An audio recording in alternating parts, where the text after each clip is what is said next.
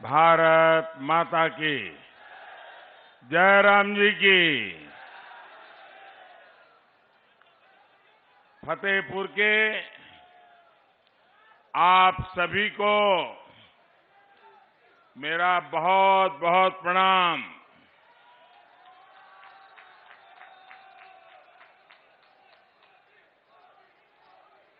कल रात यूपी के कुशीनगर में एक परिवार शादी की रस्म में आनंद उत्सव में था और अचानक एक ऐसा हादसा हुआ। बहुत सी हमारी माताओं, बहनों, बेटियों ने अपना जीवन खो दिया। मैं सभी पीड़ित परिवारों के साथ मेरी संवेदनाएं व्यक्त करता हूं। प्रशासन की तरफ से पीड़ित परिवारों की पूरी मदद की जा रही है। साथियों, मैं अभी पंजाब से आ रहा हूं। मुझे पंजाब में बहुत सालों तक काम करने का अवसर मिला है, लेकिन इस बार मैंने जो पंजाब का मिजाज देखा है, पंजाब के लोगों का भारतीय जनता पार्टी को विजयी बनाने का जो जोम और जुस्सा देखा है, वो वाकई अद्भुत है भाइयों, अद्भुत है। मुझे उत्तर प्रदेश में भी पहले दूसरे चरण में कई स्थानों पर जाने का अवसर मिला और जैसा 2 चरणों में मैंने देखा है, तीसरे चरण के भी कुछ कार्यक्रम किए। मैं देख रहा हूं कि हर चरण में एक से बढ़कर एक ऐसे जनता जनार्दन का समर्थन बढ़ता ही चला जा रहा है। मैं उत्तर प्रदेश के लोगों का इसलिए हृदय से बहुत बहुत धन्यवाद करता हूं। मैं प्रशासन को भी अभिनंदन करता हूं, क्योंकि उत्तर प्रदेश में शांतिपूर्ण चुनाव करवाना ये बहुत बड़ी सौगात है और इसलिए प्रशासन के भी लोग, सुरक्षा बल, सभी अभिनंदन के अधिकारी हैं। आज यहां बांदा सहित आसपास के जिलों के हजारों साथी भी यहां पहुंचे हैं।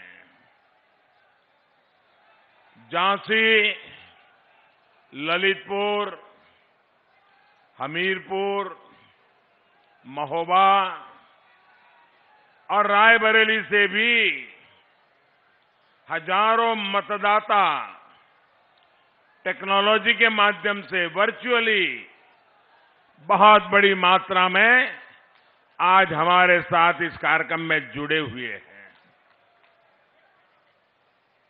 मैं दूर दूर देख रहा हूं और जहां हेलीकॉप्टर लैंड किया उसके भी चारों तरफ मैंने देखा, कहीं पर पैर रखने की जगह नहीं है।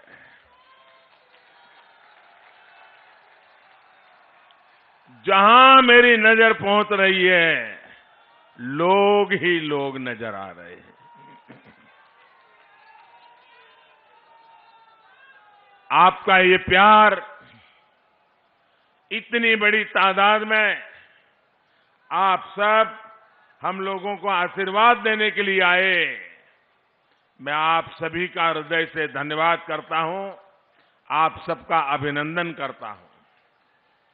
साथियों, ये धरती वीर वीरांगनाओं, मेहनतकश किसानों,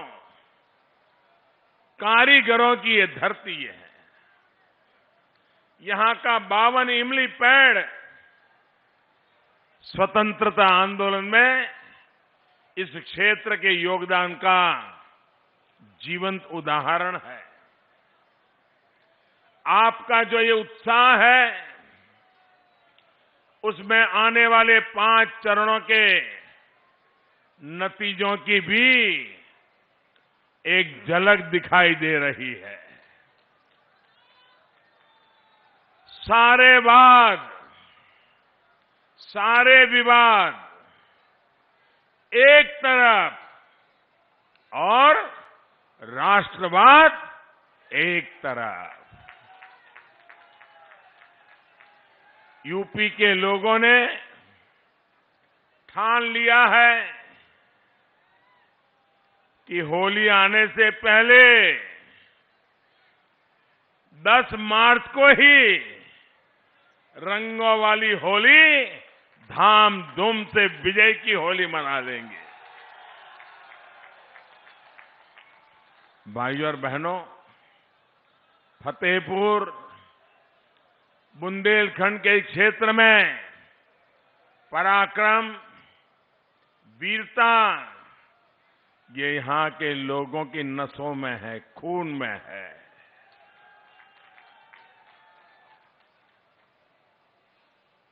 देश का सामर्थ्य बढ़ता देखकर यहां के लोगों का उत्साह बढ़ जाता है। लेकिन ये जो यूपी के गौर परिवारवादी हैं, उन्हें देश का पराक्रम कभी अच्छा नहीं लगा। देश कुछ भी अच्छा करता है, ये परिवारवादी उस पर सवाल उठाते हैं। आप देखिए, एक कोरोना की भयंकर महामारी 2 साल हो गए, पूरी दुनिया को अपनी चपेट में ले लिया है। पूरी मानवता को संकट में डाला हुआ है। ऐसी भयंकर महामारी के बीच हम एक एक जीवन बचाने के लिए 2 साल से दिन रात काम कर रहे हैं, कोशिश कर रहे हैं। अब भारतीय जनता पार्टी सरकार में आपके आशीर्वाद से हमें देश की सेवा करने का मौका मिला है। ये भाजपा सरकार देश को मुफ्त टीका लगा रही है, वैक्सीनेशन हो रहा है, घर घर एक एक व्यक्ति को डोज मिल जाए, टीका लग जाए, इसके लिए पूरी मेहनत करती है। भाइयों बहनों, आप सबको टीका लगा है? जरा हाथ ऊपर करके पूरी ताकत से बताइए, टीका लगा है? सबको टीका लगा है? क्या आपसे किसी ने टीके का पैसा लिया है क्या? आपको कोई खर्चा करना पड़ा है क्या? ये भारत सरकार ने आपकी चिंता की है कि नहीं की है? इतने बड़े संकट से आपको रक्षा कवच दिया है कि नहीं दिया है?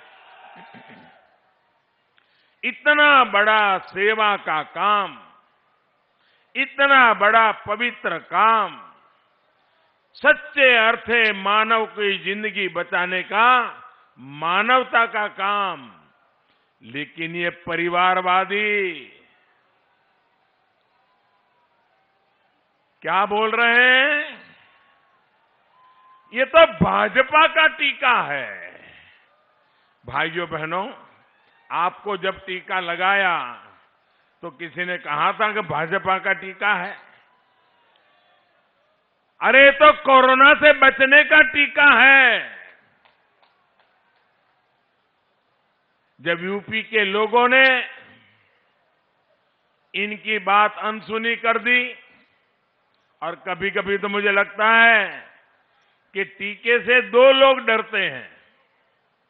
टीके से दो लोग डरते हैं, एक कोरोना वायरस और दूसरे ये टीका विरोधी लोग।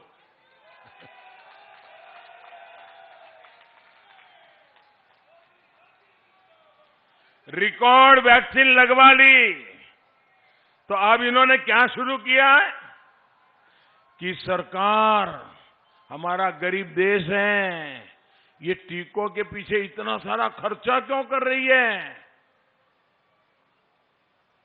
भाइयों बहनों, मुझे बताइए, आपकी जिंदगी बचाने के लिए सरकार ने खर्चा करना चाहिए कि नहीं करना चाहिए? खर्चा करना चाहिए कि नहीं करना चाहिए? अगर मोदी कर रहा है, सही कर रहा है कि नहीं कर रहा है? आपकी जिंदगी बचेगी तो मुझे आनंद होगा कि नहीं होगा? मुझे खुशी होगी कि नहीं होगी?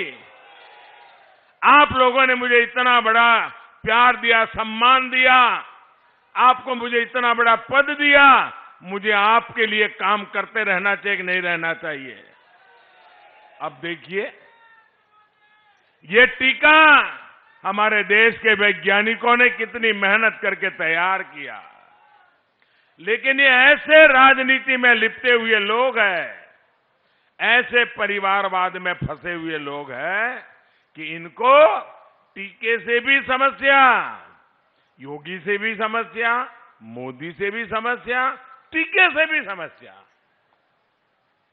भाइयों और बहनों, भाजपा की डबल इंजन की सरकार पिछले 2 सालों से गरीबों को मुफ्त राशन दे रही है। दुनिया के बड़े बड़े देश अपने नागरिकों की इतनी व्यवस्था नहीं कर पाए। धनी देश, संपन्न देश, वे भी वो काम नहीं कर पाए, वो भारत जैसे देश ने करके दिखाया है। 2 साल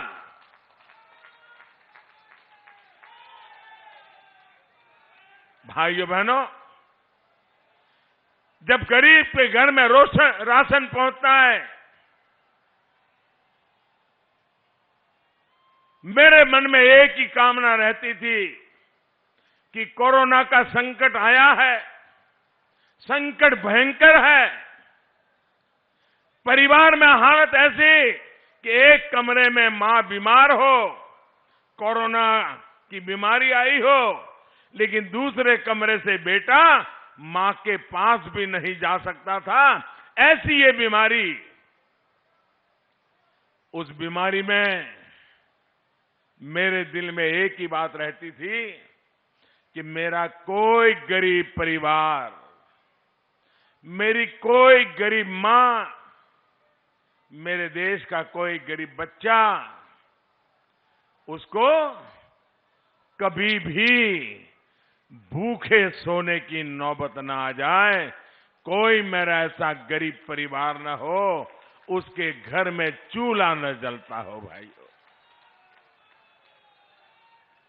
लेकिन जब भारत इतना बड़ा काम कर रहा है तो ये लोग मुफ्त राशन देने वाली इस योजना पर भी सवाल खड़े कर रहे हैं। और इसलिए भाइयों बहनों, मैं आज आपके बीच आया हूं इन लोगों से सतर्क रहने के लिए, आपको जगाने आया हूं कि ये लोग ऐसी ऐसी बातें करेंगे, ऐसी ऐसी हवाबाजी करेंगे, आपको गुमराह करने के लिए खेल खेलेंगे। ये ना गरीब का भला चाहते हैं और न ही ये देश का विकास चाहते हैं। भाइयों और बहनों, जब लाल किले से मैं पहली बार प्रधानमंत्री बना, लाल किले पर मेरा पहला भाषण था और मैंने लाल किले से जो भाषण दिया, देश में माताओं, बहनों, बेटियों की पीड़ा को दूर करने के लिए शौचालय बनाने की बात कही, तो इन्होंने विवाद खड़ा किया कि कैसा प्रधानमंत्री है कि लाल किले पर से जब दुनिया सुन रही है और ये शौचालय की बात कर रहा है।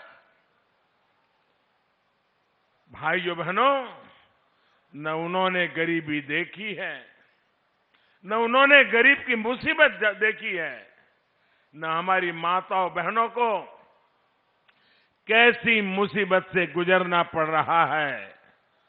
जब शौचालय नहीं होते थे, सूरज उगने से पहले अंधेरे में उसको जाना पड़ता था और रात को वो अंधेरे का इंतजार करती थी और दिन में कभी जाने की जरूरत पड़ गई तो वो पीड़ा सहन करती थी, लेकिन वो शाम का इंतजार करती रहती थी।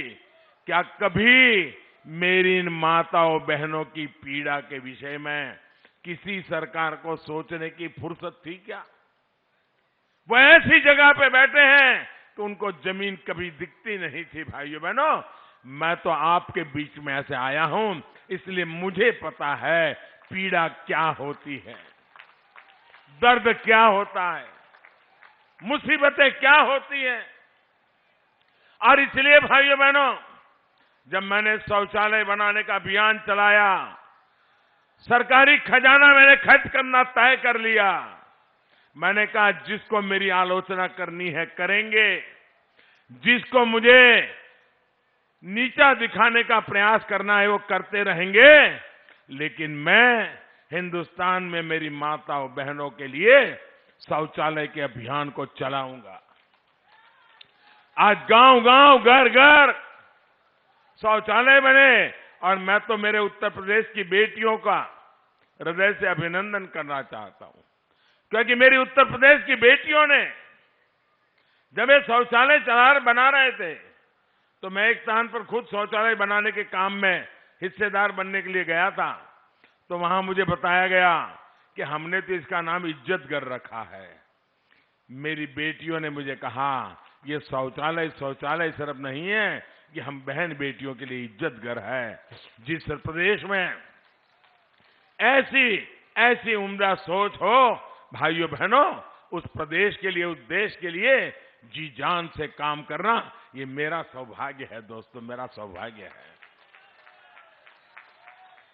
केंद्र सरकार ने जब 3 तलाक के विरुद्ध कानून बनाया तो एक कानून के खिलाफ ये पूरे सारे कुनबा उसके खिलाफ हो गया, 3 तलाक के समर्थन में खड़े हो गए। मैं तो हैरान हूं, 21 सदी में जी रहे हैं, एक कितने स्वार्थ में डूबे हुए हैं कि जो लोग उनको वोट देते हैं उनका भला भी नहीं सोच पाते हैं। ऐसे लोगों पे कभी भरोसा किया जा सकता है क्या? ऐसे लोगों पे भरोसा किया जा सकता है क्या? मेरी मुस्लिम माताओं बहनों, छोटी छोटी बात में 3 तलाक हो गई छुट्टी। वो बेटी बेचारी कहां जाएगी? कहां जाएगी? उस पिता का कल्पना कीजिए कि कितने उत्साह उमंग के साथ बेटी को शादी करके भेजी हो और 3 तलाक कह करके उसको घर वापस भेज दें, साथ में 1-2 बच्चे लेकर के आ जाएं।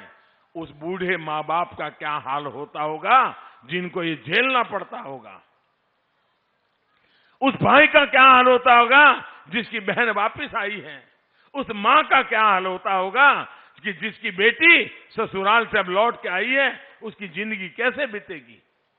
क्या मुझे बताइए, इन माताओं बहनों की रक्षा मुझे करनी चाहिए कि नहीं करनी चाहिए? इनका भला करना चाहिए कि नहीं करना चाहिए? क्या मैं सिर्फ वोट का ही सोचता रहूं, कुर्सी का ही सोचता रहूं कि देश का भी सोचूं कि ना सोचूं? लेकिन भाइयों बहनों, इनको तो 3 तलाक में भी विरोध था। आज मुझे हिंदुस्तान के हर कोने में से मेरी मुस्लिम बहन बेटियां जो आशीर्वाद दे रही हैं, क्योंकि उनके जीवन की रक्षा का मैंने बहुत बड़ा काम किया है। भाइयों बहनों, हमारे देश में गरीबी से लड़ने की ताकत जब तक हम गरीब को सशक्त नहीं करेंगे ना, नहीं आने वाली है। नारे तो बोलते रहेंगे गरीबी हटाओ, गरीबी हटाओ। जब तक गरीब सशक्त नहीं होता है, गरीबी खत्म नहीं हो सकती है। और जिस दिन गरीब सशक्त हो जाता है ना, वो भी गरीबी को खत्म करने के लिए हमारा सिपाही बन जाता है। और इसके लिए उस परिवार की गरीब मां का सशक्तिकरण, अगर गरीब मां को ताकत मिल गई ना, आप देख लीजिए गरीबी को सामने लड़ने के लिए पुरुष के पास समय बच जाएगा, वो मेहनत करेगा और दोनों मिलकर के देखते ही देखते गरीबी से बाहर आ सकते हैं। और सरकार का ये काम है और ये काम करने के लिए आपने मुझे बिठाया है। गरीबों का भला करने के लिए आपने मुझे बिठाया है। भाइयों बहनों, बहनों को मुफ्त गैस कनेक्शन हो, हर घर बिजली हो, हर गांव तक सड़क हो, पढ़ाई हो, दवाई हो, कमाई हो, सिंचाई हो। गरीब के लिए हम जो भी काम करें, ये परिवारवादियों को, जिन्होंने गरीबों को वोट बैंक बना के रखा था, उनकी नींद हराम हो गई है कि हमने तो नारे दे करके उनको पकड़ के रखा। ये मोदी शौचालय दे रहा है, ये मोदी घर दे रहा है, ये मोदी गैस का कनेक्शन दे रहा है, ये मोदी बैंक के खाते लगा रहा है, ये मोदी बच्चों को पढ़ाई के लिए व्यवस्था कर रहा है, ये मोदी मुफ्त में बीमार हो गए तो दवाई की व्यवस्था करता है। इनको लग रहा है कि उनकी वोट बैंक जा रही है। अरे भाई, ये वोट बैंक के चक्कर में ही तुमने देश को तबाह करके रखा है। मेरे देशवासियों का भला कीजिए। ये देश के लोग उदार हैं। अगर हम सच्चे अर्थ में काम करते हैं तो आशीर्वाद देते हैं। लोग कहते थे कि उत्तर प्रदेश में तो एक बार सरकार बनती है, दूसरी बार बदल जाती है, और कुछ लोग तो इसलिए सपने देखते रहते हैं कि वैसे भी बदलना ही है। अब तो उत्तर प्रदेश ही बदल गया है। उत्तर प्रदेश ने तो 2014 में हमें समर्थन दिया, 2017 में दिया, 2019 में दिया, और इसलिए वो पुराने वाली थियरी उत्तर प्रदेश ने खत्म पहले से ही कर दी है। और इसलिए 2022 में भी भारतीय जनता पार्टी विजयी होकर के रहेगी। ये मैं आप में से देख रहा हूं, आपके उत्साह में से देख रहा हूं।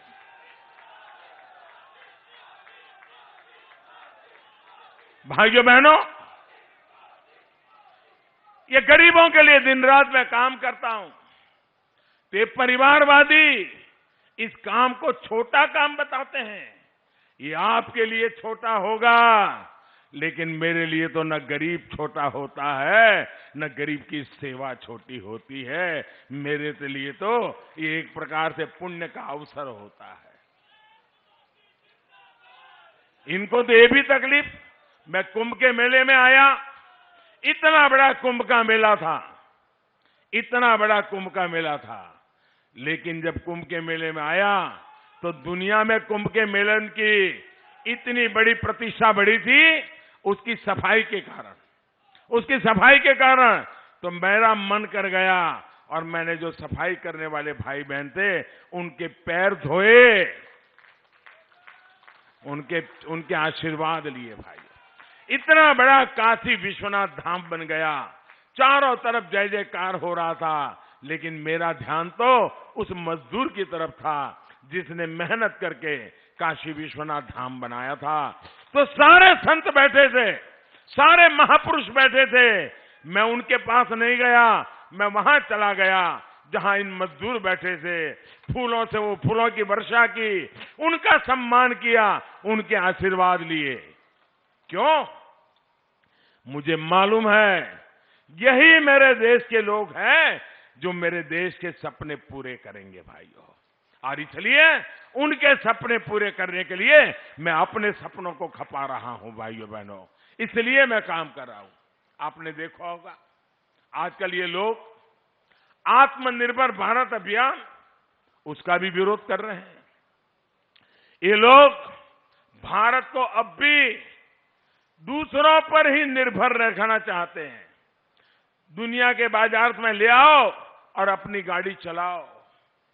आप मुझे बताइए भैया, फतेहपुर के वीर, परिश्रमी, पराक्रमी लोग ये दुनिया से सब बाहर से ला करके उसी से गुजारा करने से दूसरों पर भारत को निर्भर रहना पड़े, आजाद भारत के लिए ये शर्मिंदगी है कि नहीं है? हमें बाहर आना चाहिए कि नहीं आना चाहिए? अरे हमारे पूर्वजों ने यहां बलिदान दिए थे, ये भारत के सम्मान के लिए, भारत के गौरव के लिए। हमें उसको पाना चाहिए कि नहीं पाना चाहिए? और इसलिए भाइयों बहनों, ये देश आश्रित रहना नहीं चाहता। और इसलिए मैंने एक बात की, मैंने ये भी लाल किले से कहा कि लोकल के लिए वोकल होने की, यानी जो स्थानीय लोग उत्पाद करते हैं, हमारे कारीगर जो चीजें बनाते हैं, हमारे किसान जो चीजें उत्पादन करते हैं, हमारे छोटे छोटे कारखाने जो चीजें बताते हैं, उनका हमने गौरवगान करना चाहिए। मुझे बताइए, हमारे यहां जो चीजें बनती हैं उसका हमने गौरवगान करना चाहिए नहीं करना चाहिए? करना चाहिए नहीं करना चाहिए? मुझे बताइए, आपके घर में आपके बेटे को ही अगर आप मान सम्मान नहीं दोगे और आप मोहल्ले वालों को कहोगे कि मेरे बेटे को सम्मान दो, तो कोई देगा क्या? देगा क्या? भाइयों बहनों, अपने यहां जो पैदावार होती है उसका सम्मान बढ़ना चाहिए कि नहीं बढ़ना चाहिए? अब मुझे बताइए, अगर कांग्रेस पार्टी के नेता ये बोले कि भाई स्थानीय उत्पादों को महत्व दो, तो कांग्रेस का कोई नुकसान होने वाला है क्या? अगर समाजवादी पार्टी बोले कि लोकल चीजों का उत्पाद खरीदिए, तो समाजवादी पार्टी का नुकसान होगा क्या? लेकिन मोदी ने बोला तो हम नहीं बोलेंगे। हम लोकल लोग भूखे मर जाए लेकिन हम मदद नहीं करेंगे। योगी जी ने एक काम किया, एक जनपद एक उत्पाद, यूपी के लघु कुटीर गृह उद्योगों को बढ़ावा देने के लिए काम किया। ये गौर परिवारवादियों का जो गिरोह है ना, इस गिरोह को उसके में दिक्कत आ गई, क्योंकि उसमें कटकी नहीं हो सकती है, मलाई नहीं खा सकते हैं। भाइयों बहनों, मुझे बताइए, ये मेरे फतेहपुर का लोहे का सामान हिंदुस्तान भर में बिकना चाहिए कि नहीं बिकना चाहिए? हमारे फतेहपुर का लोहे का सामान, उसका जय जयकार तमिलनाडु में, केरल में, बंगाल में होना चाहिए कि नहीं होना चाहिए? इसीलिए तो मैं कहता हूं वोकल फॉर लोकल।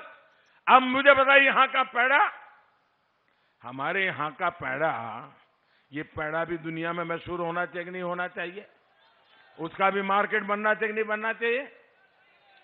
यहां जो हमारा बेडशीट, क्या ये बेडशीट जो बनती है वो भी हिंदुस्तान के बाजार में बिकनी चाहिए कि नहीं बिकनी चाहिए? यहां के लोगों को ज्यादा काम मिलना चाहिए कि नहीं मिलना चाहिए? हमारे बांदा के सजर पत्थर की कलाकारी को विश्व भर में पहचान दिलानी चाहिए कि नहीं दिलानी चाहिए?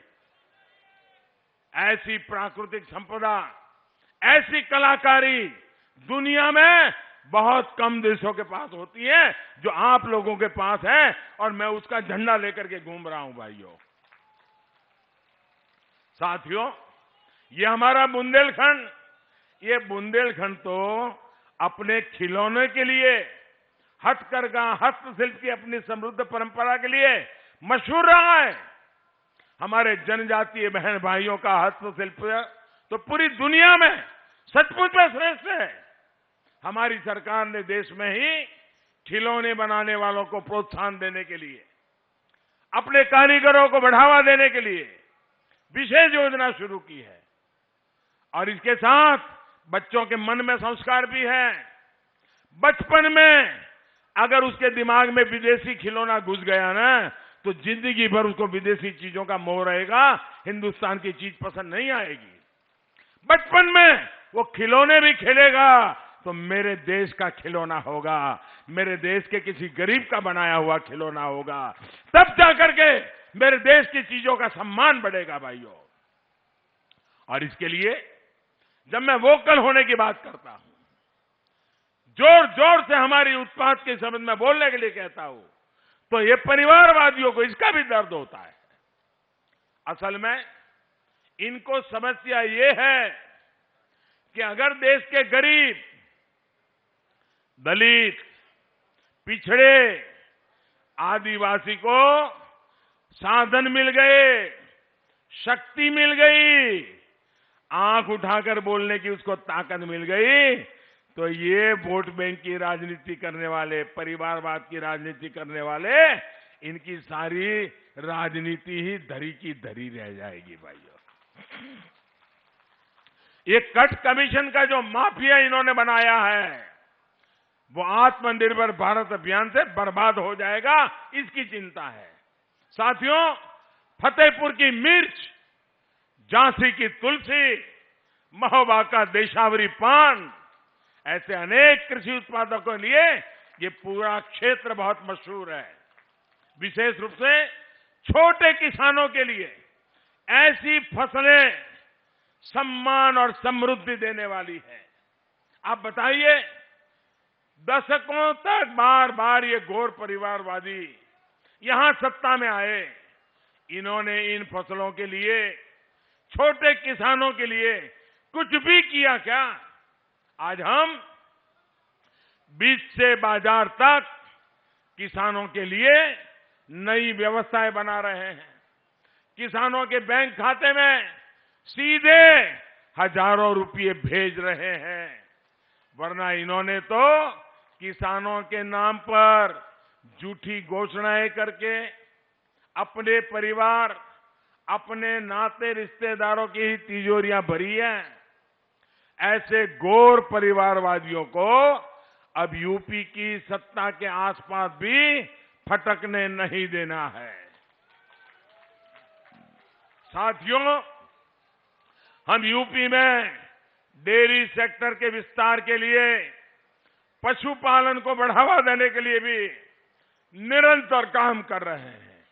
पूरे यूपी में बायोगैस प्लांट का नेटवर्क भी बनाया जा रहा है।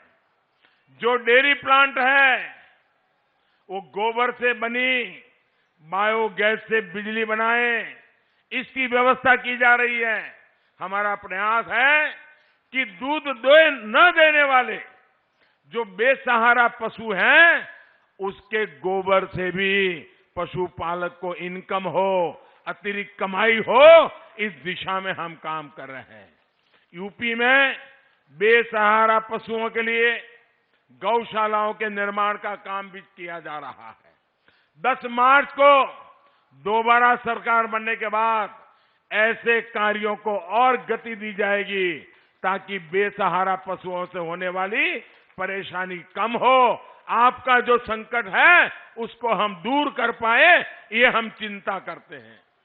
साथियों, फतेहपुर के लोग कभी नहीं भूल सकते हैं कि पिछली सरकार के लोग यहां कैसे कैसे दबंगई करते थे।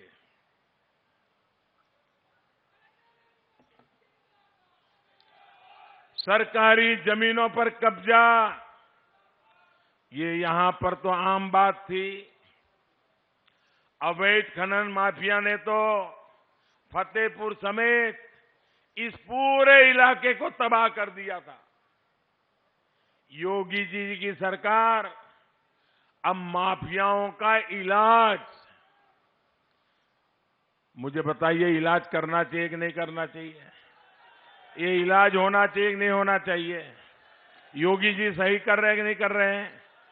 केशव जी सही कर रहे हैं कि नहीं कर रहे हैं? साथियों, घोर परिवारवादियों ने यहां गन्ना मालिकों के जो दुनिया थी, आंख मिचौली की और गन्ना मिलों को बंद किया।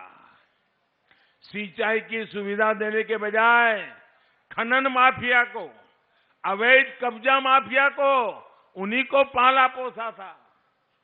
दशकों दशक तक ऐसी अनेक सिंचाई परियोजनाओं को लटकाए रखा, तब इनको बुंदेलखंड और अवध के किसानों की याद नहीं आई। ये हमारी सरकार है जिसने यहां के किसानों की इस तकलीफ को समझा। बाणसागर परियोजना अर्जुन सहायक परियोजना, सरयू नहर राष्ट्रीय परियोजना, ऐसी कितनी ही परियोजनाएं डबल इंजन की सरकार ने पूरी कराई है भाइयों बहनों। बुंदेलखंड के लाखों किसान कितने दशकों से केन बेतवा को लिंक करने की मांग करते रहे हैं। केन बेतवा, इसको लिंक करने की मांग थी कि नहीं थी भैया? लोग चाहते थे कि नहीं चाहते थे? लेकिन ये काम पूरा करने का बीड़ा हमारी डबल इंजन की सरकार ने उठाया है।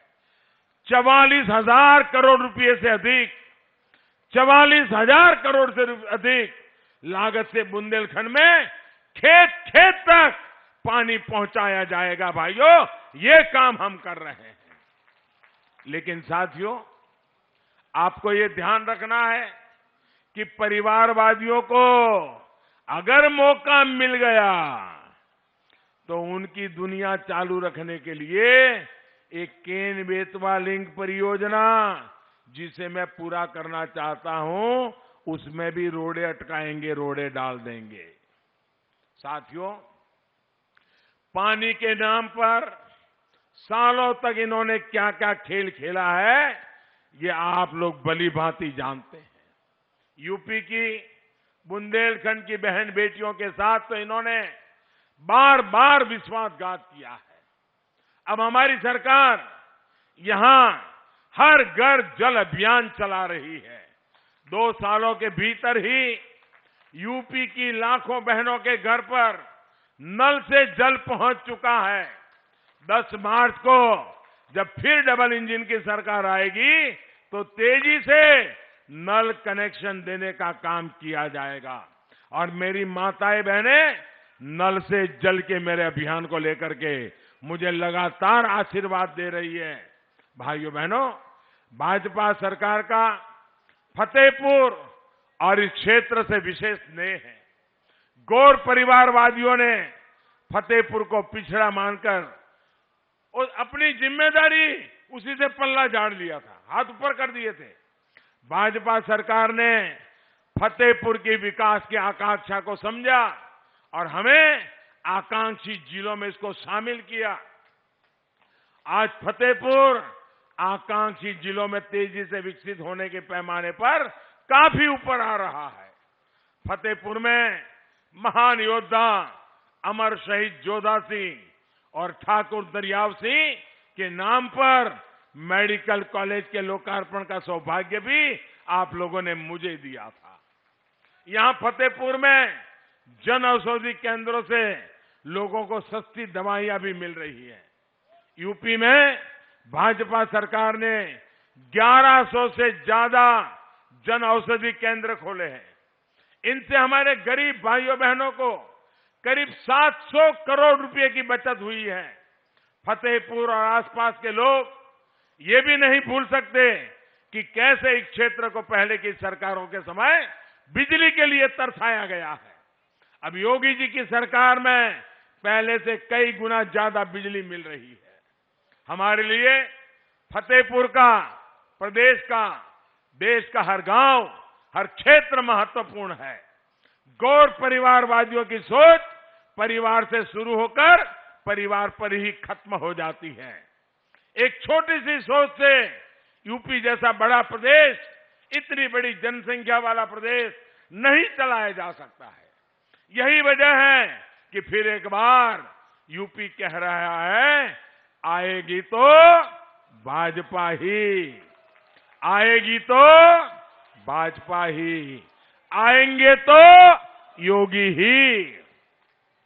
साथियों, गौर परिवारवादियों की लिस्ट में कुछ नाम ऐसे भी हैं जिन्होंने दशकों तक देश में और यूपी में सरकारें चलाई है।